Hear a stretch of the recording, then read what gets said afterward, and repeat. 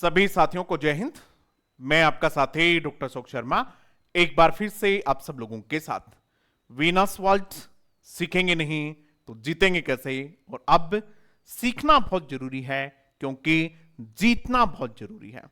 आज के इस सेशन में हम लोग के RPSC first grade, second grade, D triple S B और यूपी के स्टूडेंट्स जो यूपी टीजीटी पीजीटी की तैयारी कर रहे हैं उन सभी स्टूडेंट्स के लिए बहुत महत्वपूर्ण वोकैबुलरी और उसके साथ साथ कोर ग्रामर कॉन्सेप्ट सीखने वाले हैं जो उनके एग्जाम के लिए बहुत महत्वपूर्ण है। इस सेशन का नाम है, ये है इस सेशन का नाम Venus workup of the day, antonyms synonyms with core grammar concepts. यानी शब्द भी सीखेंगे और ग्रामर के जो कोर कॉन्सेप्ट्स हैं उनको भी सीखने का प्रयास करेंगे। शुरू करते हैं आज का ये सेशन। ये आज का शब्द रहेगा, ये इस प्रकार का पोस्टर जो आपको दिख रहा है, ये रोजाना मैं अपने Telegram channel doctor Ashok Sharma English, इस टेलीग्राम चैनल पे इस प्रकार का एक शब्द मैं आप लोगों के लिए देता हूं ताकि आप रोजाना एक शब्द और उसके 4-5 सिनोनिम्स, एंटोनिम्स, उसके एग्जाम्पल्स सीख सकें। क्योंकि वर्ड पावर जो है वो धीरे धीरे तैयार होता है। ऐसा नहीं है कि आप एग्जाम के दिनों में 10-20 पेज कहीं से ले लिए और उनकी रट्टा मारना शुरू कर दिया, उसका कोई बहुत ज्यादा फायदा आपको एग्जाम में होता नहीं है। ये वो चीजें हैं जो धीरे धीरे रोजाना सीखने की हैं, तो हम प्रयास करते हैं कि आप इनको धीरे धीरे ही सीखें।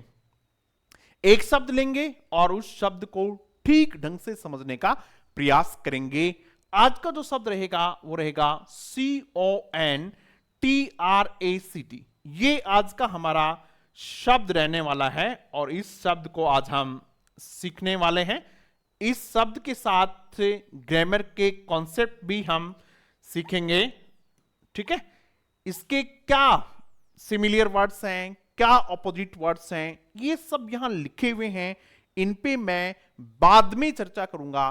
पहले आप लोगों को और बहुत सारी चीजें इसमें से समझा देता हूं कैसे आप लोगों को एग्जाम की तैयारी करनी है। जैसे हमने आज एक शब्द लिया जो आज हम पढ़ेंगे, वो शब्द है CONTRACT।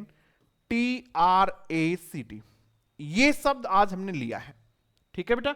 ये शब्द जो है ये नाउन भी होता है और ये शब्द वर्ब भी होता है। जब इस शब्द को नाउन के रूप में काम में लिया जाए तब इसको कॉन्ट्रैक्ट कहते हैं। यानी तब इसको क के बाद ओ की साउंड आती है तब हम इसको कॉन्ट्रैक्ट कहते हैं। तब इसको वर्ब के रूप में काम में लिया जाए तब हम इसको कंट्रैक्ट कहते हैं। ये ए होता है और जब नाउन होता है तो ये ओ होता है और जब वर्ब होती है तो ये क्या होता है, ए होता है। बाकी सब सेम है। क्लियर होगी बात भाई? एक तो अब समझते हैं हम इसको पहले नाउन के रूप में।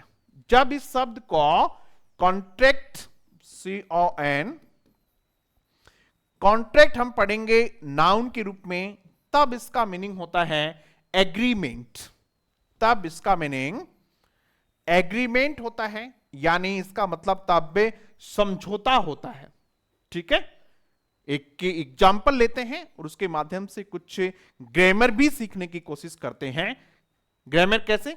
जैसे इस कॉन्ट्रैक्ट वर्ड के साथ सामान्यतः जिस प्रेपोजिशन का प्रयोग किया जाता है वो या तो विद होती है और या फिर बिटवीन होती है।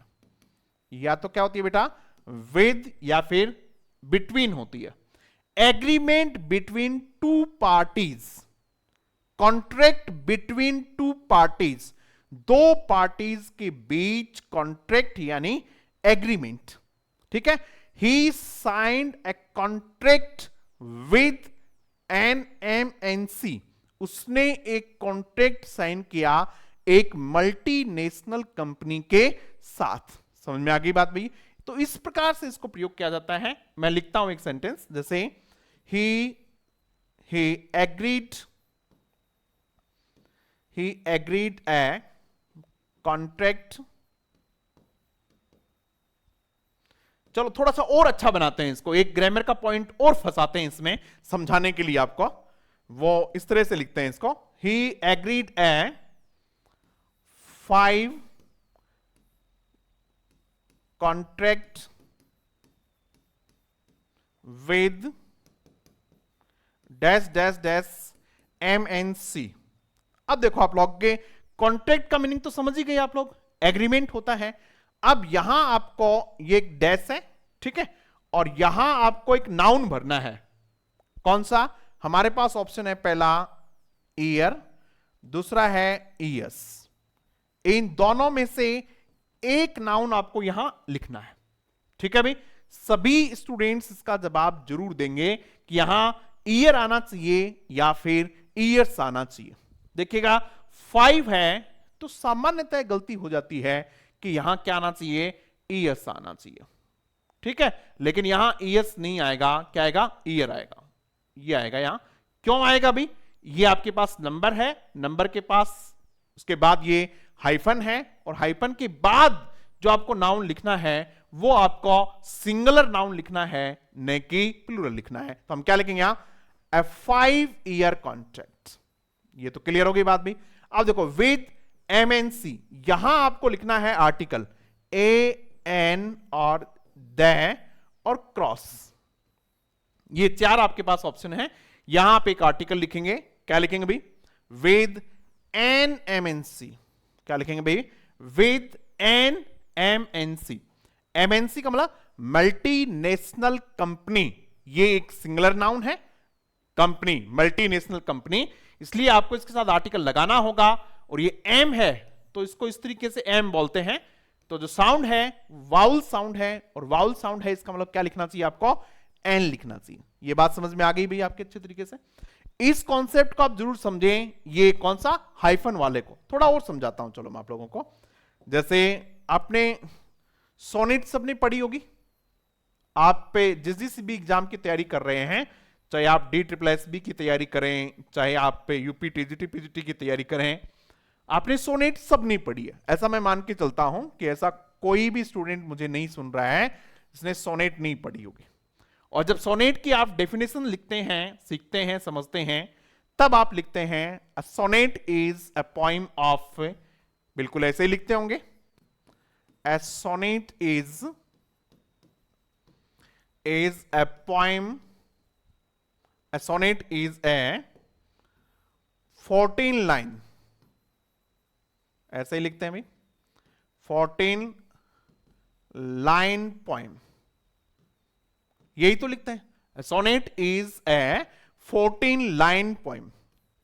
कभी भी क्या नहीं लिखते हैं, 14 लाइन्स नहीं लिखते हैं, 14 लाइन्स नहीं लिखते हैं। वो यही वजह है कि नंबर, हाइफन और उसके बाद जो नाउन आएगा वो क्या होगा, सिंगुलर होगा, ठीक है।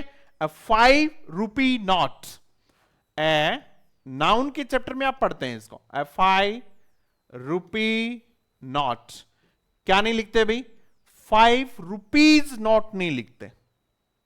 क्लियर होगी बात भी? तो आपने ये जरूर इसको पढ़ा होगा। तो ये हमने आपको बताया कि कॉन्ट्रैक्ट यानी एग्रीमेंट है, तब आप इसको ऐसे पढ़ेंगे। अब अपन थोड़ा आगे बढ़ते हैं इसमें, और कॉन्ट्रैक्ट को एक वर्ब के रूप में पढ़ने की कोशिश करते हैं। कॉन्ट्रैक्ट को एक वर्ब के रूप में पढ़ने की कोशिश करते हैं। जब कॉन्ट्रैक्ट वर्ब होती है तो ये 2 प्रकार की वर्ब हो सकती है। एक ये हो सकती है intransitive verb.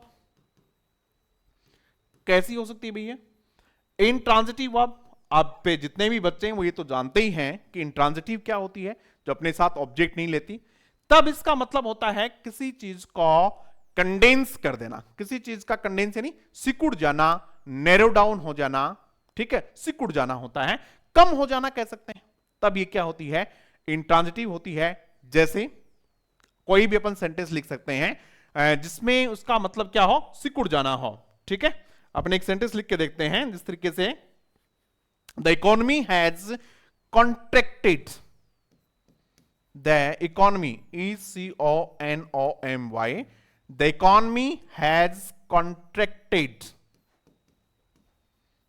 the economy has contracted by 2.5% since last year, since last year. आप एक एक वर्ड को समझेंगे ना तो बेटा इंग्लिश को समझना थोड़ा सा आसान काम होता है यदि आप उसको धीरे धीरे एक एक बात को समझें तब तो।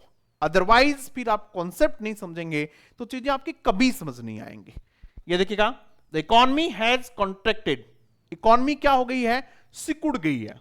इसके बाद ऑब्जेक्ट नहीं है, देखिएगा द इकोनॉमी हैज कॉन्ट्रैक्टेड, सिकुड़ गई है, कम हो गई है बाई 2.5%। अभी आपको समझना चाहिए कि हमने यहां बाई क्यों लिखा है।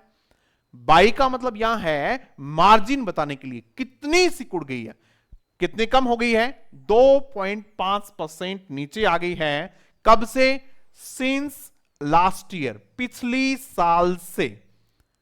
पिछली बार कभी एक एग्जाम में पूछा था कहीं कि यहां लास्ट ईयर दे दिया और उससे आपके से पूछा कि फॉर आएगा या सिंस आएगा, यही एग्जाम में पूछ लिया था। तो छोटी छोटी चीजें हैं जो आपको समझनी चाहिए। यहां कॉन्ट्रैक्टेड का मतलब होता है सिकुड़ जाना। अब और देखिएगा, कॉन्ट्रैक्ट एक वर्ब और है, स्पेलिंग वगैरह सब सेम है लेकिन मीनिंग उसका अलग है। क्या अलग है देखते हैं। कॉन्ट्रैक्ट वर्ब जब ट्रांजिटिव वर्ब होती है तब उसका क्या मीनिंग होता है, CONTRACT। कॉन्ट्रैक्ट वर्ब जब ट्रांजिटिव वर्ब,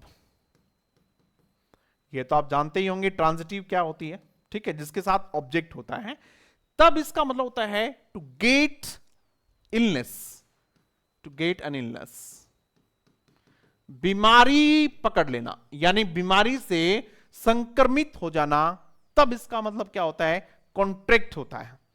ठीक है, कॉन्ट्रैक्ट यानी किसी से संक्रमित नहीं हो जाते अपन, उस स्थिति में इसका मतलब ये होता है। जैसे 2/3 टू, इसको भी ध्यान से समझेंगे, एक एक चीज को ध्यान से समझेंगे भाई। 2/3 ऑफ एडल्ट्स, ठीक है, हैव कॉन्ट्रैक्टेड,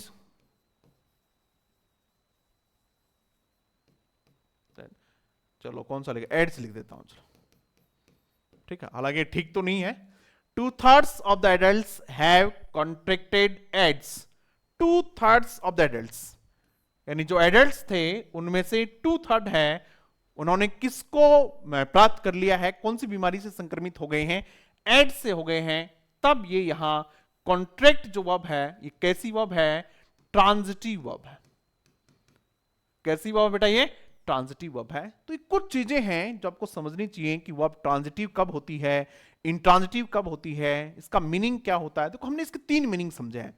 कॉन्ट्रैक्ट जब होता है तब वो एग्रीमेंट होता है, कंट्रैक्ट जब होता है तब उसका वर्ब यदि वो इंट्रांजिटिव है तब उसका मतलब होता है सिकुड़ जाना, कम हो जाना, और जब वो ट्रांजिटिव होती है तो संक्रमित हो जाना उसका मतलब होता है। अब मैं आपको वापस वहीं लेके चलता हूं और इसके एंटोनिम्स और सिनोनिम्स भी और देख लेते हैं। वर्ड कौन सा है, कॉन्ट्रैक्ट। रिवीजन मान लो अब आप कि आप अब क्या कर रहे हैं, इसका रिवीजन कर रहे हैं, ठीक है। कॉन्ट्रैक्ट वर्ड है आपके पास, जब ये वर्ड क्या है, वर्ब है, तब इसका, हालांकि ये ट्रांसक्रिप्शन होगा इसका कंट्रैक्ट, तब इसका मतलब होता है संकुचित होना, सिकुड़ना। इसके सिनोनिम्स देखिएगा, एक एक वर्ड को समझेंगे। कॉम्पैक्ट होता है किसी चीज को प्रेशर डाल के क्या कर देना, सिकोड़ देना, पिचका देना, जिसको आप लोग कहते हो, वो क्या कहलाता है, कॉम्पैक्ट कहलाता है। एक कॉम्पैक्ट का अर्थ ये भी होता है, एडजेक्टिव भी होता है कॉम्पैक्ट, मोटा ताजा एकदम सुडोल सा होता है, उसको भी क्या कहते हैं, कॉम्पैक्ट कहते हैं। कंडेंस का मतलब क्या होता है, कोई विस्तृत चीज होती है उसको थोड़े छोटे में सिमेट देना, क्या होता है, कंडेंस होता है। जैसे the whole chapter can be condensed into a few paragraphs, पूरे के पूरे चैप्टर को थोड़े से पैराग्राफ में क्या किया जा सकता है, समेटा जा सकता है, दैट इज कॉल्ड कंडेंस्ड। ठीक है बेटा। कॉन्स्ट्रिक्ट, कॉन्स्ट्रिक्ट का मतलब ये होता है किसी चीज को थोड़ा सा सीमित कर देना, सिकोड़ देना।